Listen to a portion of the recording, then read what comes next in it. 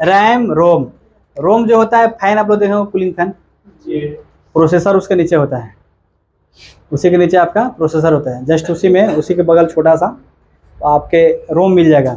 उसके जस्ट बगल में आएगा तो एक जैक पिन भी मिल जाएगा, जिसमें जैक पिन बोलते हैं, उसमें एक रैम मिल जाएगा। मतलब आपको टोटल उसमें जितने सारे हैं सब पोर्ट मिल जाएगा। हम आपको दिखा देंगे उसको, एक मदरबोर्ड को दिखा देंगे।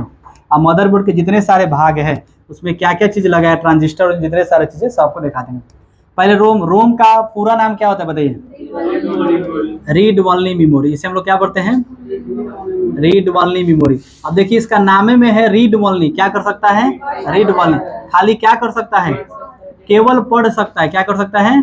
केवल पढ़ सकता है, बाकी इसका दूसरा कोई काम नहीं है। तो रोम की अगर बात करते हैं तो ये रीड ओनली मेमोरी इसका पूरा नाम होता है। लेकिन रोम क्या करता है? अच्छा मान लीजिए कोई डेटा अगर है मेरे पास, कोई डेटा है, इसे स्टोर करना है, तो बोलिए स्टोर करेगा कि नहीं करेगा? ये डेटा को कोई स्टोर करेगा कि नहीं करेगा? एक बार करेगा। ये डेटा को एक बार स्टोर करेगा। ये डेटा क्या करेगा? एक बार स्टोर करेगा। एक बार डेटा स्टोर करेगा। अब डेटा स्टोर करने के बाद हम इसे पढ़ सकते हैं। क्या कर सकते हैं हम लोग? पढ़ सकते हैं। लेकिन अगर बाई दुबे कंप्यूटर मेरा ऑफ हो गया और फिर इसे हम चाहते हैं डेटा को पढ़ने के लिए, बोले हो संभव है? संभव नहीं है। क्यों संभव नहीं है? क्योंकि इसका डेटा क्या होते हैं? डिलीट हो जाते हैं। डिलीट हो जाता है इसका डेटा।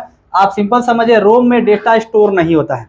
कोई भी डेटा रोम में स्टोर नहीं होता है। यानी कोई भी अगर डेटा आएगा और क्या करेगा, वो लॉस्ट हो जाता है। सिर्फ पढ़ सकते हैं। ये तब तक कार्य करता है जब तक आपका कंप्यूटर ऑन है, सिस्टम चालू है। यानी कंप्यूटर अगर ऑन है तब तक ये काम करेगा, और जैसे कंप्यूटर बंद हुआ आपके डेटा सब क्या होता है? नष्ट हो जाता है। इसलिए रोम का डेटा क्या होता है? नष्ट हो जाता है। लेकिन रैम का डेटा क्या होते हैं? प्रॉपर बने रहते, नष्ट नहीं होती है। ठीक है ना?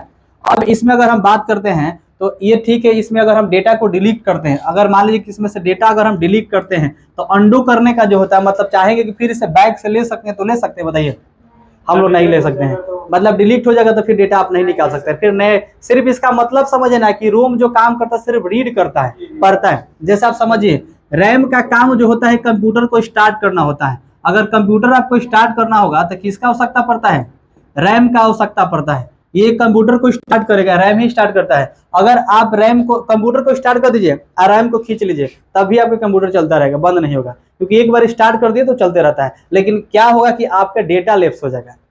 आप बिना रैम को भी कंप्यूटर चला सकते हैं, लेकिन डेटा जो आप काम कर रहे हैं वो दिखाई नहीं देगा। तो आपने रैम को डाल दिए और कंप्यूटर में आपने डाले और आपके कंप्यूटर चालू हो गए। चालू करने में मदद करता है। और फिर आपने रैम को निकाल लिया, डायरेक्ट निकालिएगा तो उसमें रैम जल जाता है। क्योंकि आपको देखते हैं जैसे आपको लाइट है इसमें, और लाइट को कहीं से काटते हैं तो देखते हैं उसमें से आपको शॉर्ट सर्किट भी करता है। तो उस तरीके से जब निकालेगा तो रैम आपका खराबी होने का चांस रहता है। लेकिन वो कंप्यूटर बंद नहीं होगा, चलते रहेगा, लेकिन डेटा देख नहीं सकते हैं, क्योंकि यही आपको सब दिखाता है। तो रैम क्या करता है? ये सब डेटा जितने सारे, पढ़ने का भी काम करता है, स्टोर भी सब काम करेगा, लेकिन पढ़ने का प्रॉपर काम कौन करता है? रोम करता है। तो इसमें अगर डेटा, अगर मान लीजिए कंप्यूटर को स्टार्ट करना होगा तो किसका आवश्यकता पड़ेगा? रैम का। अब रैम आपके पास है तो कंप्यूटर पर डिस्प्ले कराएगा, सब चीज कर सकते हैं, देख सकते हैं, पढ़ सकते हैं। लेकिन अगर रैम नहीं रहेगा तो नहीं चलेगा कंप्यूटर। तो कंप्यूटर को चलाने के लिए सबसे ज्यादा जरूरत क्या आपको है? रैम का है। रैम नहीं रहेगा तो आपका कंप्यूटर स्टार्ट भी नहीं होगा। अगर स्टार्ट हो गया तो आप रैम को निकाल लीजिए, और निकालने के बाद आप जितना काम चाहते हैं करने के लिए उस पर कर सकते हैं। लेकिन बस अर्थ ये होगा कि रैम निकालने के बाद डेटा आपको शो नहीं करेगा।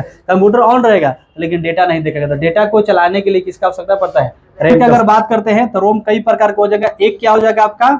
पी रोम हो जाएगा। एक क्या हो जाएगा आपका? P ROM. अगर बात करते हैं तो एक हो जाएगा ई रोम। ई रोम हो जाएगा, लेकिन हम लोग बोलेंगे ई पी रोम हो जाएगा। और फिर हो जाएगा ई पी रोम हो जाएगा।